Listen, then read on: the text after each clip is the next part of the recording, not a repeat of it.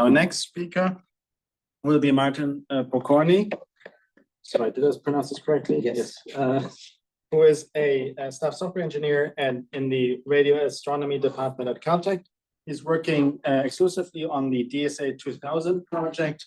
And prior to that, he has about 20 years experience working as a software engineer at the National Radio Astronomy Observatory on a wide variety of projects, including the ALMA Observatory Control System, the VLA correlator backend, and high performance computing implementation of imaging systems. Ooh, I think I spoke too quickly. Did that work? All right.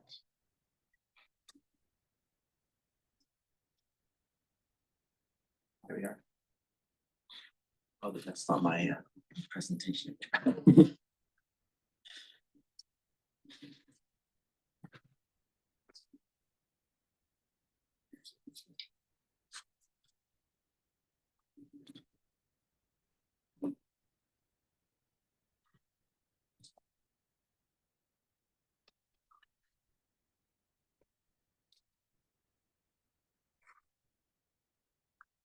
There we go. Uh-oh. Where's my cursor? You must.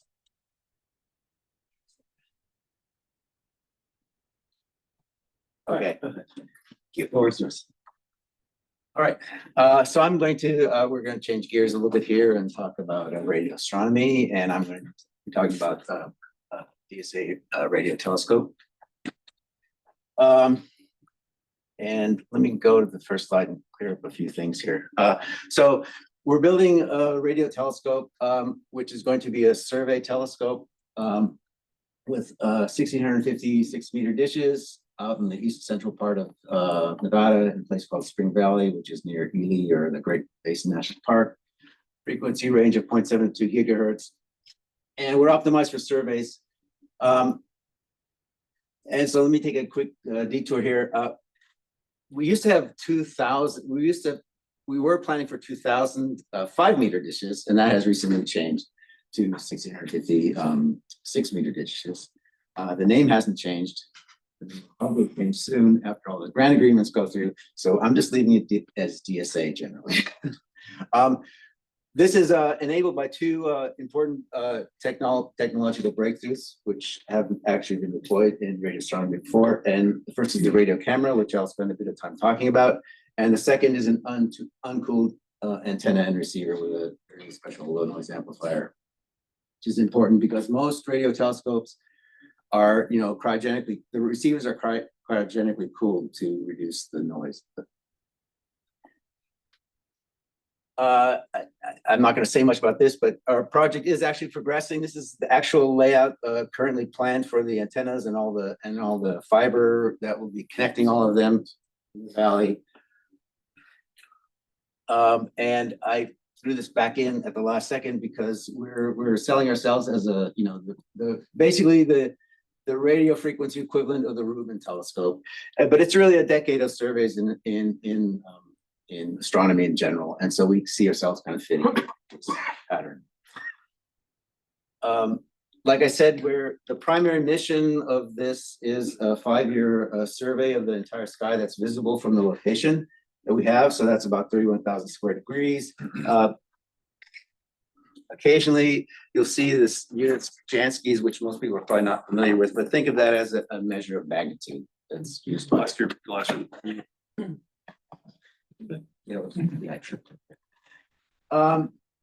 So the survey is broken down into different components here, and this pie chart doesn't really represent the amount of time we do those things, but the amount of time that particular science goal gets to say where the telescope points. So there are 3 different back ends to this telescope processing the data, and they're all working all the time, okay? But if you're looking at a gravitational wave follow-up, you might be pointing to a different part of the sky than if you're doing the survey. But wherever you're pointed, all 3 backends are working continuously. I'll get into more detail on things like nanograv in a minute. So the first one I want to talk about is the radio camera. This is one I have, I guess, most to say about because that's the system that I'm leading. So the data rate for these modern radio telescope arrays, what you have to realize is we're processing the signal between every pair of antennas and every frequency channel, and so the total data rate scales as n squared. And this is kind of where current and older instrument arrays are and how much data they normally would produce, what we call visibility data. We're way up there in the corner, but we're not going to do that. Okay. And I'll tell you what we will do. But first, let me explain what normally happens.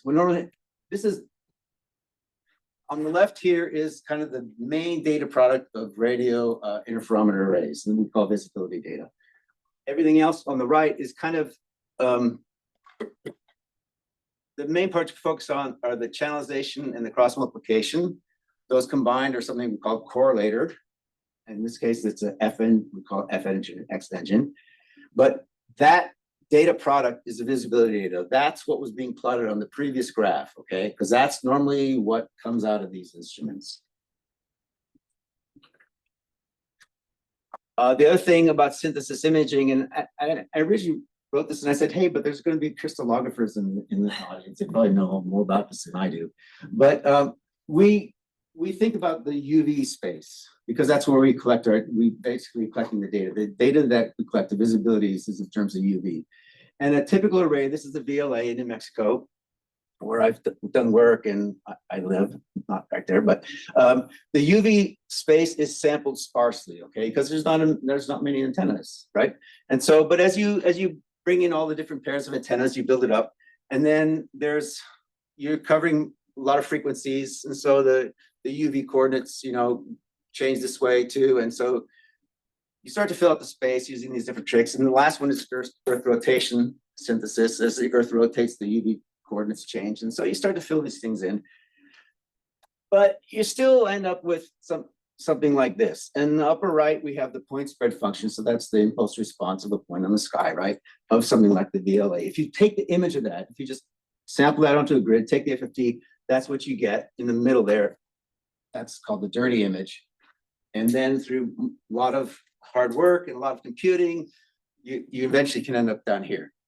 Okay, and that's deconvolution, and it's a very it takes a long time because there's loops within loops. In the outer loop, you have to go through all the data at each step in the outer loop. And we're talking about data sizes that are, the hundreds of gigabytes, even terabyte range these days for a lot of these instruments. And so that's slow.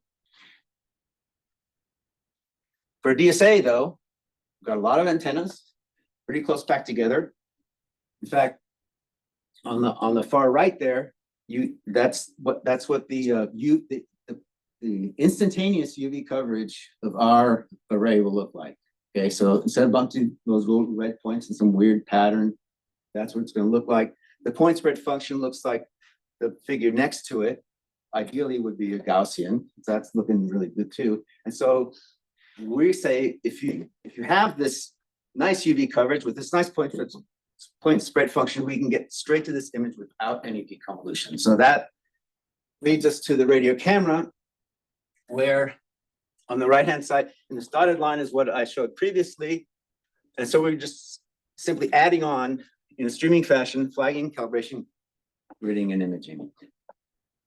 The data rates are in the bottom there at different points along this pipeline. On the far right, we're putting all the digitized data is about 165 terabits per second. The time you get to this point, out of the X engine, you reduced it to 2.2, and then finally the images are much slower, and then very end, some of these things get sent to an archive. So I'm going to mention briefly the other two backends. I don't have too much to say about them. The first one is called the chronoscope. The chronoscope is for detection of short time scale signals, and those fall into two categories: pulsars, which are repeating, or periodic, I should say, and fast radio bursts, which are non-periodic. They're sometimes repeating. Fast radio bursts were a big deal a few years ago, and they're still kind of mysterious. But people use them a lot for the probing the interstellar medium. So you look at these signals, you get some sense of what the signals went through between the source and you. The pulsar part falls into two categories: pulsar search and pulsar timing. So search will be finding new ones. Timing will be getting some a profile. Fast radio bursts. It's mainly a question of detecting real ones from fake ones. When these were first detected, there were these things that were thought to be astronomical, and they turned out to be people opening the door of a microwave oven in the cafeteria at the observatory.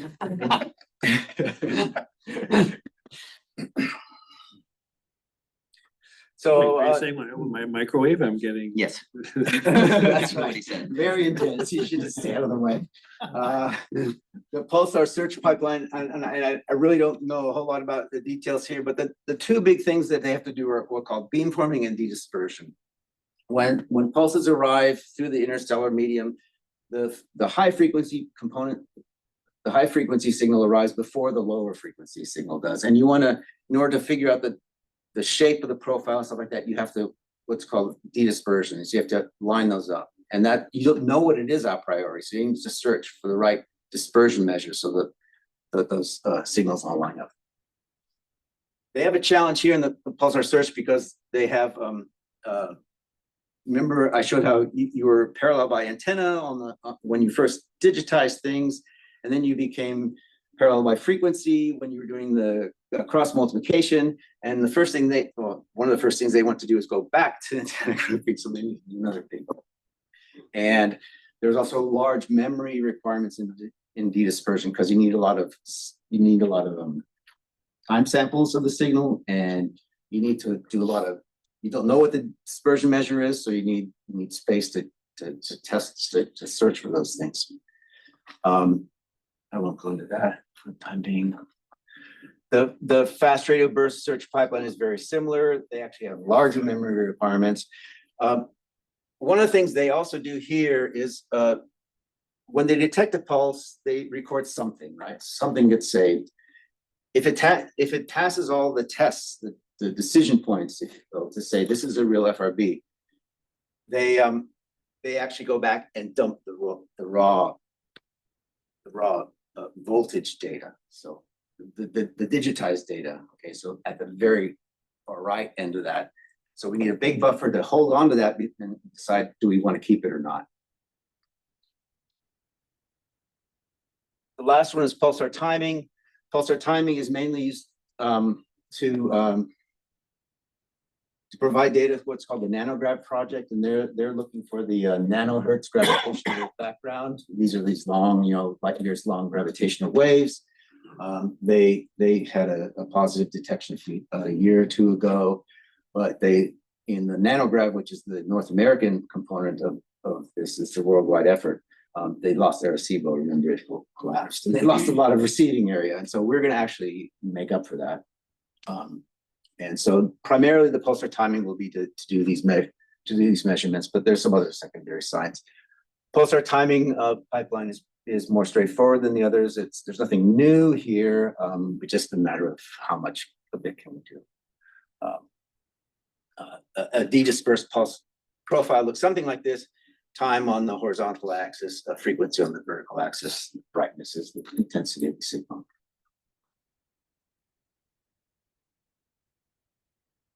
So we have this raw data coming out of the 3 backends, but there's more to do.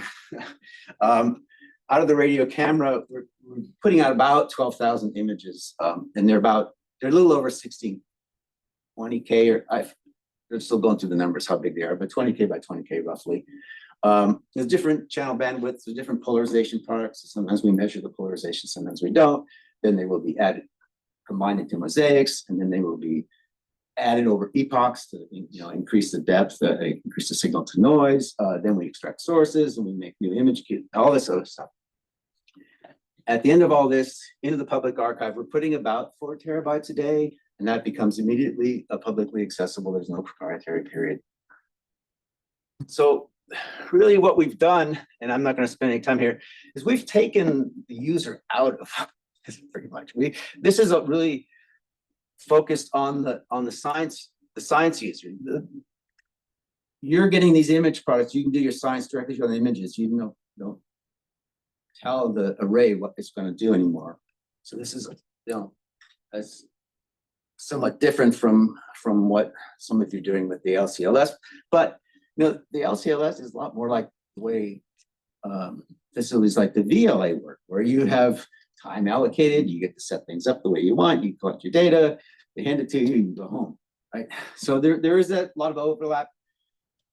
I always like to get users out of the picture myself. So as far as I'm concerned, we're gone.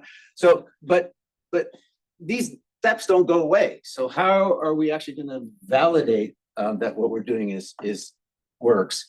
And for streaming data, which hasn't been done in radio astronomy, and for an instrument that doesn't actually exist yet. So our answer to that is something called forward modeling. And the idea of forward modeling is to actually create realistic data products before the final design, try to simulate all the effects in the entire signal chain, make sure everything's going to work the way we say it is. Okay, there's a challenge here.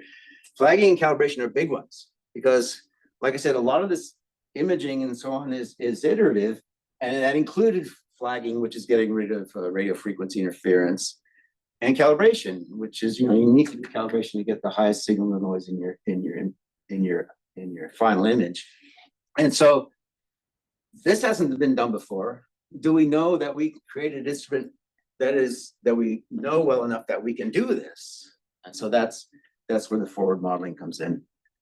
And I'll finish right there. That's kind of our timeline right now. We're getting to our final design review soon, and hope to start construction sometime next year. I think that's all I have to say.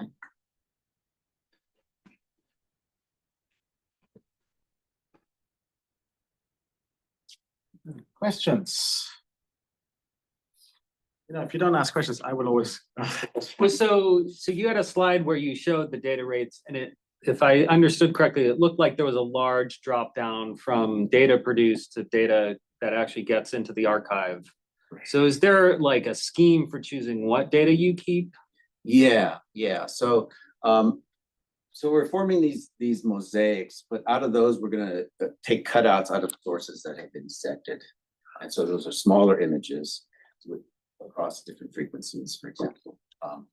That's all the details of that are still being worked out. It depends on the science goals we're trying to meet and so on. But yeah, there's because a lot of the sky is empty.